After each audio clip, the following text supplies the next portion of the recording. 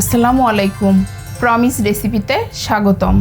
আজকে আপনাদের জন্য আমি মুরগি ভুনার রেসিপি নিয়ে এসেছি। এটা অনেকে অনেকভাবেই করেন, আমি খুব সাধারণভাবে করেছি। প্লাস যারা ফার্মের মুরগিটা খেতে গেলে গন্ধ লাগে, খেতে পারেন না, অনেকে স্কিন খেতে চান কিন্তু খেতে পারেন না গন্ধের কারণে, তাদের সমস্যার সমাধান নিয়ে এসেছি। আমি টোটাল রান্নাটা করব খাঁটি সরষের তেল দিয়ে। সরষের তেল এবং লেবুর কারণে ফার্মের মুরগির যে একটা গন্ধ সেটা লাগবে না, এবং রান্না করে অনেকেই বলেন ফার্মের মুরগিটা খেতে মজা লাগে না। আমার এই ভিডিওটার A to Z দেখুন, তাহলে অবশ্যই খুব মজাদার হবে রান্নাটা এবং খেয়েও খুব মজা পাবেন। উপকরণে লাগছে মুরগি।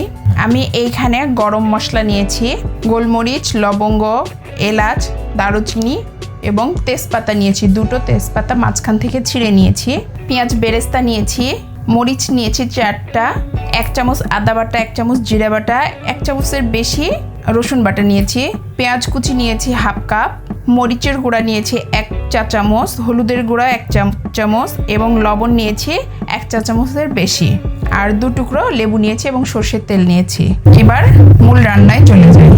চুলোয় একটা প্যান দিয়ে দিলাম। আমি এখানে হাফ কাপের কম তেল দিয়ে দিলাম। গরম মশলাটা প্রথমে দিয়ে দিব তেলের মাঝে, একটু নেড়ে নিয়ে এই পর্যায়ে আমি পেঁয়াজটা দিয়ে দিব।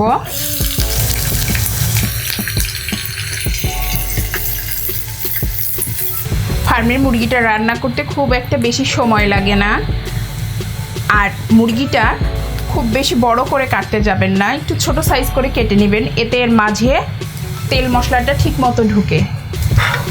পেঁয়াজে যখন হালকা কালার আসবে তখন আমি বাটা মশলাটা দিয়ে দিব। মরিচের গুঁড়ো দিলাম, হলুদের গুঁড়োটা দিলাম, লবণটা দিলাম।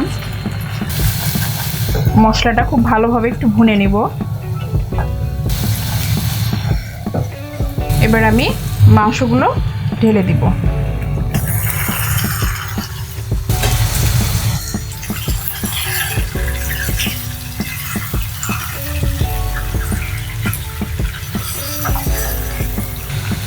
আমি ঢেকে দিয়ে কয়েক মিনিটের জন্য অপেক্ষা করব।